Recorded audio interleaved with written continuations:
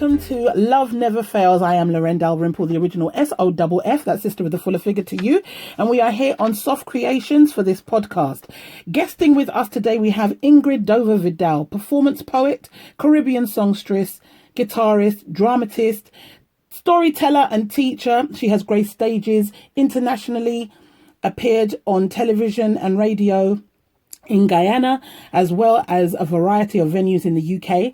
She also has her first published anthology, Make It Shine, details of which will be found in the bio blog of this podcast. Hello, Ingrid. I'm knackered after that. Hello, Ingrid. Lovely to be here with you. Oh, wonderful. Thank you so much for being here today.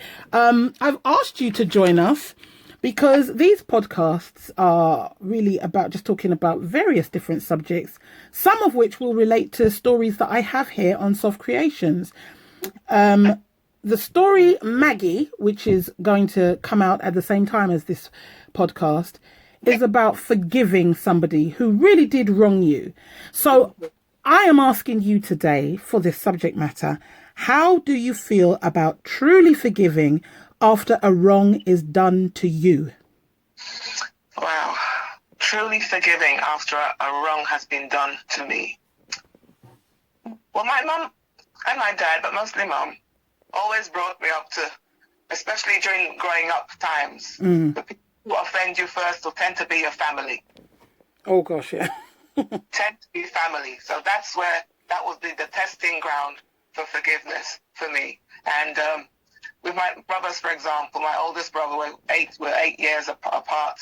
I used to say to people, how did you get on? I said, I used to have to hit and run sometimes.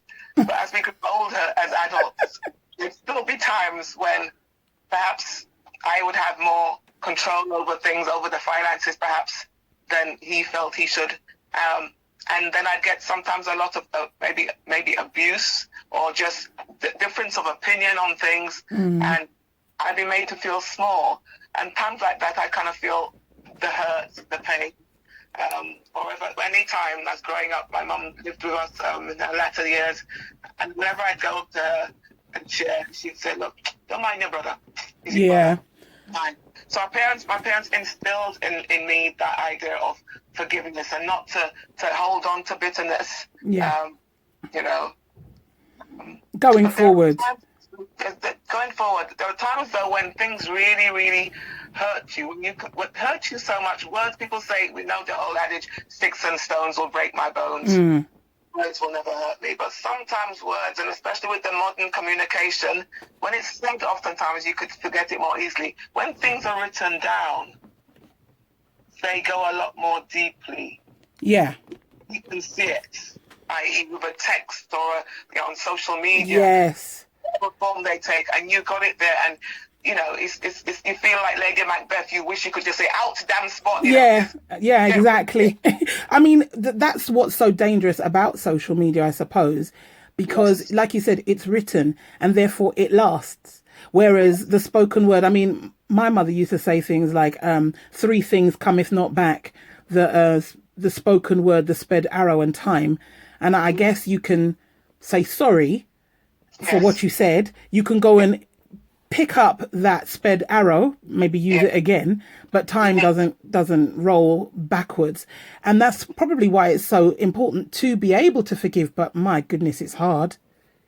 It is hard, and one of the things that allows me to forgive, I mean, when words have pierced you to your soul that you can't even, it's when it takes you by surprise as well. Like I've read different places, if it was somebody who was my enemy, you could know, you'd expect it. But then when it's somebody who's very, very close to you, whether in your family or somebody you've known, for the last 30 years or something, ouch! You feel that pain. Yeah, definitely. But somebody who's sharing it, getting again family and friends to empathize with you, sharing it. Some people I know that they just hold it inside and do as if it didn't hurt them, the arrow didn't pierce them, and therefore it's only when they reach the stage where they feel able to share it that the healing can begin. Oh yeah. And I believe it's healing on both sides, because I've come to, for me to be healed of that pain, whether it's pushed me to, take the person off my phone, or, something kind of, what would I say? That's kind of like a knee-jerk reaction. Yes. When logic would tell you, you know what, that person is hitting out at you because they are hurting. Yeah.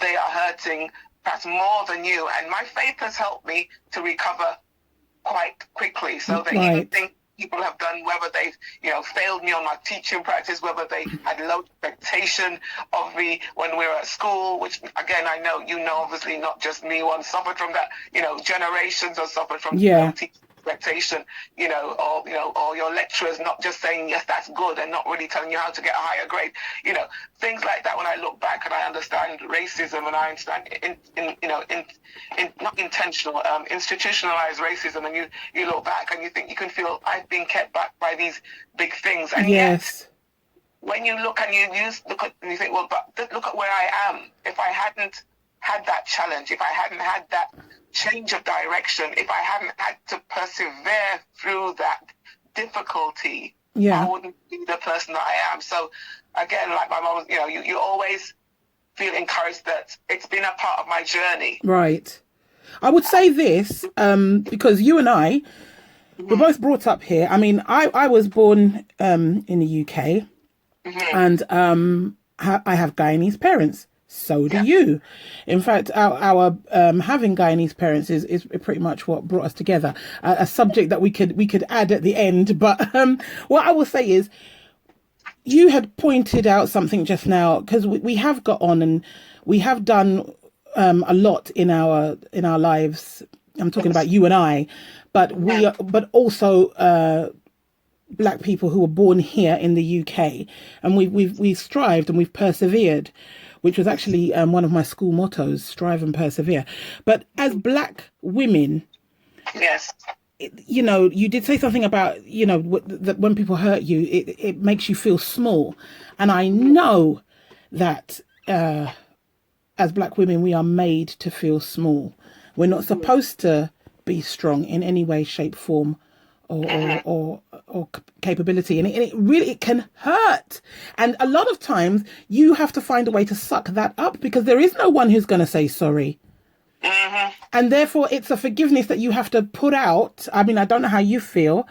I guess what I'm asking you is, do you feel when people hurt you like that, as a Black woman, putting you down because of your race, because of your sex, because there is nobody, because it's an institution that's making you feel that way. There's no individual who's going to step up, write a letter, send you a text, or make that phone call to care about your heart in that moment.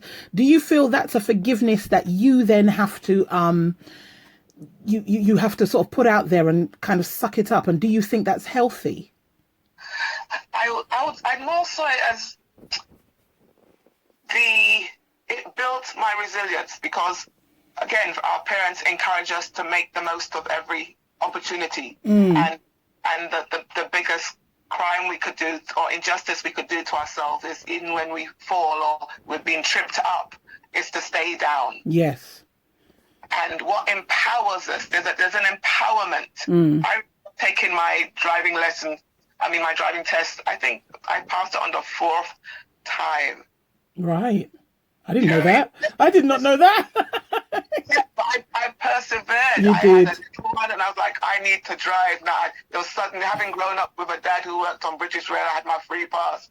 Then married a husband who worked on the buses. So again, I had my free pass. I didn't need to then. The parents brought me that, so I had to do that. You were literally driven to drive. Absolutely. I was compelled. By situation. And yet, apart from, I know the institutional things, that continue through our life, even over the last, 4 years ago, I could feel tripped up, close my eyes.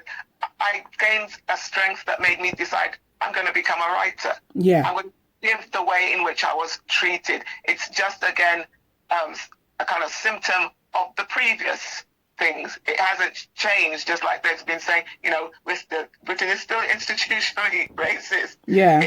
And that's been part of it. But apart from that big one, the individual ones, when it's a family member or a close friend, that, my faith and, allows me the idea, the message of the cross helps me each time. I have to go back to that. Otherwise, why wouldn't I feel like killing them when they've made me cry? Oh gosh, yeah. When they then impact, when my kids see, and they're like, then my kids might get an attitude to that person. I don't want that. I feel for their pain. They inflicted so much pain on me. They must be really in pain, and I start to have so much compassion for them. I want to reach out to them. Sometimes, again, words of wisdom encourage us, be on good terms with all men as far as it depends on you. But we can only go so far. Yeah. Once we've forgiven them, I mean, if we're not forgiving them, then we ourselves we do a stress to ourselves because that bitterness is there. Yeah. I've heard myself react to the kids or my husband in a way that is too sharp. And then I step back, I kind of practice a bit of mindfulness and say, but wait, it's not them that do me the wrong. I mean, I've said this recently. I've said it quite a lot, actually, that I am a fan of running away from my problems. And what I meant by that is because there are some fights that are not for me to fight. That you have wronged me. I am hurt. I would love for you to say sorry because I believe that's how I'm going to move forward. But sometimes you're being hurtful to me and being so hurtful that there is no way back is a gift. I suffered pain from the way you hurt me. But the gift of being able to say, there isn't anything I can do about that. I am leaving. I am drawing a line under this. My mother used to say, I'm leaving this at the foot of the cross. And, but, I say, I'm drawing a line under it and I would just go. And I've done that recently. I cannot do any more. I believe I will be doing myself a disservice. Do you believe that when you have to draw a line under it and just say no more, enough is enough, it's a power move, it's a move of strength, or do you feel it's quite weak? I suppose it would be wrong to have a blanket yes. I think it depends on the situation. Perhaps if it's somebody that we're close to, with a close family or close friends, and we know that hanging on to the unforgiveness is just going to put a wedge. I always kind of think, well, that people believe in an afterlife. I need to set myself free. Right. And yet perhaps I might say, okay, I'm going to do this thing. I'm going to write a letter. I'm going to do this. I'm going to do this. But after I've done those things, yes, then we just have to, again, take the dust off our feet and say we've moved on. We've done our best. Right. But even today, I said to myself, even though my brain is saying I've done that, and other people are saying, look, leave it now, Ingrid, leave it. I'm still saying, well, you know what? There's still another way round came to me. I thought, let me try. Because if something comes to you, what you say, what's the worst that can happen? And you've got to be prepared to deal with maybe it not being accepted or somebody having a go at you. But then at least you know what you're going into. It won't be the surprise attack that you had in the past that made you emotional and then bitter because you've forgiven. I've forgiven,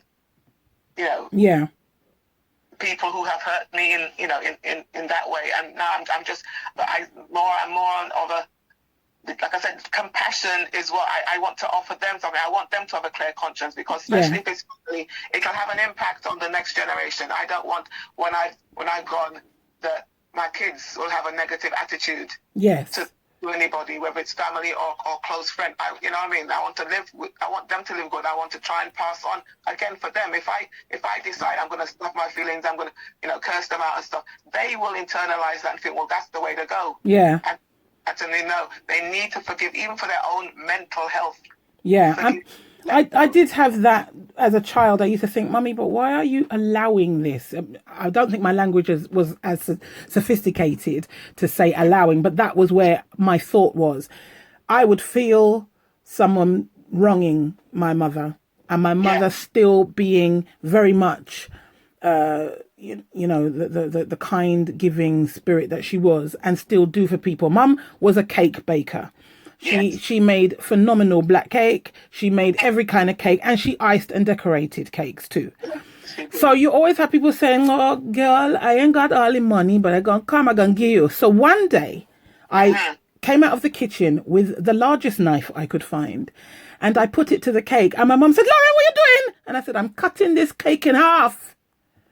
And she said, Lauren, don't embarrass me. I said, Mother, it's not to embarrass you, but this lady come with half the money. She gonna go with half the cake. So, and and the thing is, I really wasn't in a good forgiving place at that point. So the woman was very offended and said, Lynette, I'm going to see you in just a moment. And she went to the ATM and she drew out the money. Now, my triumph at that point was, you see, Mum, she had the money. But my mum said, Lauren, you don't know what that woman has had to not pay to give me. And I would have waited. I had a lesson to learn that sometimes you've got to be gracious. And I am liking the new grace that I'm finding, but I'm still a formidable character. I still don't like to be messed with. And this is why I'm also loving the idea of forgiving people, because I'm not saying it's new to me, but I'm doing it more. And I'm doing it with grace. And that is why I wanted to bring up this subject, because I know you are such a gracious soul with such a good spirit. You're very much like my own mother. And, well, our mothers were cut from the same cloth. Not only were they Guyanese or very spiritual women and Christian women at that as well. The way they raised us is very, very similar. Yeah. Like when you said your mother said to you, don't worry about your brother. Because she didn't want you to worry about it, because like you just said, now as a mother, you don't want things that you harbor to affect your children. And your mother didn't want that either. And I just think that in that respect, forgiveness is such a gift. It is not an easy road, but it is such a gift. No. And I think when people appreciate how they set themselves free. Because the person who might have offended us gone about living their life. Yes. Oh gosh, you said a word. You just said the word. Free. What I want to take away from this podcast, because we're going to wrap up fairly soon, is that forgiveness is freedom. Yes. It is freedom. Yes. And it does have it feels like you're paying out a lot. It feels hefty in price, but it's actually free. And it's freedom. Absolutely. You can sleep at night. You don't have the worry. And again, it doesn't then have a knock-on effect on people you're going to then interact with. Because if you don't control it, again, we can pretend that it's fine. But then you'll just see it comes out in another relationship. And you're like, where's that come from? Exactly, yeah. Like, I mean, I know I've had arguments with my loved ones and thought, why are you bringing that up now? Again, they have not learned the freedom of, and I'm all for someone taking me aside and saying, Lorraine, when you said such and such, it hurt my feelings. Because if I don't know, I can't say sorry. And my being able to say sorry allows you the opportunity to forgive. Yes. If I don't accept that I've done something, and man, have I done some things. How long you got? I'm dressed for the moment. Yeah. Well, listen, I'm going to wrap this up. This has been beautiful, but we cannot go on forever. I would say we are ending on the note of forgiveness is freedom. Yes? Yes. Wonderful. Ingrid Dover-Vidal, all those things that you are a wonderful, truly wonderful sister who's given out so much into the world. I would encourage the listeners to this edition of the podcast to read the bio and get information on Ingrid's works and how you can get in touch and how you can buy the publication, Make It Shine. All that will be there for you to get in touch with her people. You have people, right? Yes. Girl. Okay, let's just say you got people. You get in touch with her people and you'll be able to make it shine for yourselves and the people in your own lives. You have been listening to Love Never Fails. I am Lorraine Dalrymple, the original SoFF, that's Sister of the Fuller Figure to you. Thank you to my guest, Ingrid. Thank you. Thank you so much for the opportunity. And love, peace and hair grease to each and every one of you.